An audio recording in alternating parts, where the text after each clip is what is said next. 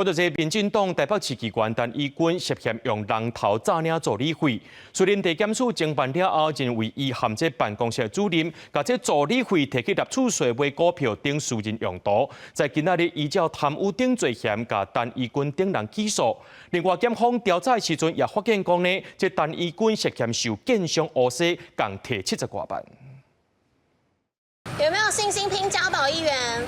法警介护疑心法院在押的台北市议员陈义军涉嫌诈领助理费超过384万，经检方3个月的侦办，即马侦查终结，查查依照贪污洗钱等罪嫌起诉陈义军等人。被告分别涉犯贪污治罪条例之公务员利用职务上机会榨取财物及洗钱防治法之洗钱等罪嫌，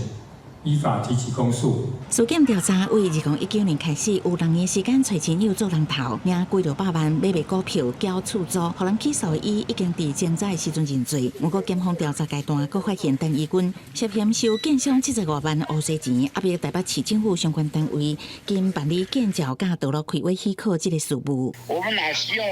议员去帮我们协调做这些事情，根本没有必要啊！我又跟公家没有任何的利益交往，我是完全错愕，真的傻眼了，真的。国内真正出现诈领助理费的争议，为立委林台华、高雄市议员吴小婷，也有捌担任立委的新北市长郭宏安，拢牵涉在内。郭宏安佫因为安尼，互人停职。公费的助理基本上是不是应该法制化，甚至应该做最起码基本的一些公开，不管是自律或他律，只有2部分同时来着手，我认为是较好的方法。助理费争议小连续发生，江督民建议除了修法强化管理，为议会到国政党嘛要做好自律，加强内控制度。记者综合报道。